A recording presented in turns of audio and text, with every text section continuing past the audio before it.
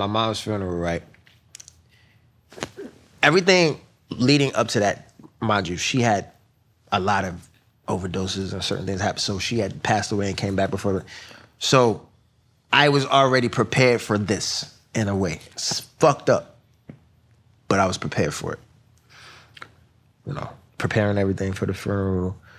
Cool. I made it through all of that. But that last moment, when she was closing, I lost it. And in that moment, it's probably the most alone, like that first 10 seconds of sitting at her casket by myself, it's probably the most alone I ever felt in life. In that feeling, you know? Even with my other brothers being there, because I was the oldest. And when my dad came over and he hugged me, and he's like, son, I know the feeling, I got you. It was like so much weight dropped off of me. And I don't even know, and I just think that is just simply because this is my dad. Yeah. There's, whether y'all grew up together or not, there's a chemical connection, spiritual connection that is inexplainable. And in that moment was the first time I ever felt it. So it just learned so much about life in that moment where you realize, like, bro, that there's just unspoken things about pain and deliverance and hope, faith, losing something, gaining, all of these things is what makes life move. Yeah. And I later on found out that my dad lost his mind when he was 13 years old. And I didn't know that until then. Mm. So when he said, I know the feeling, in that moment, it was just his embrace that I felt, but I didn't. It. Yeah. No, I didn't know that he lost. So I did question when that statement of I know the feeling. I questioned it, but I didn't question I got you. Okay. And then later when he told me, it all made sense. Made sense. Yeah. Why he said that. Yeah. So that's definitely beautiful. You know what I'm saying? Because like I said, to my situation, what started to get murky. Yeah. Was almost like a reverse of what most people would be like, yo, like, I had it tough growing up. Like, no, we weren't poor, but we weren't broke either. You know, my parents did, it was a working class, household. Absolutely. You know what I'm saying? I grew up with my grandmother too, my parents, they were in church. Like, I was raised the right way.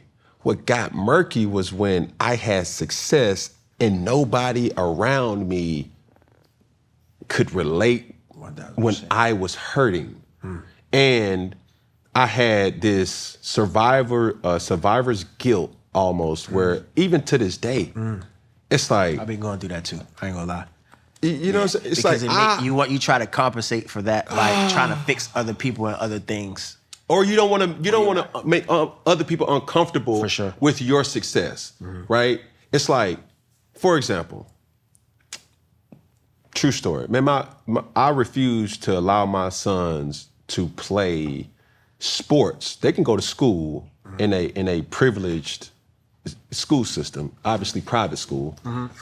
But when they play sports, it's important that they get it from the mud. I'm talking about the gritty. I got you. No dance moves. Yeah. You feel what I'm saying? Yeah. So while I show up there, I don't drive certain cars. For sure. And it's not to say that I'm fearful or I'm tucking in my chain. It's just like, I don't want people to look at me like, oh, Lamborghini, that gotta be Cam car. Right. Or it's also not about you right now. It's not.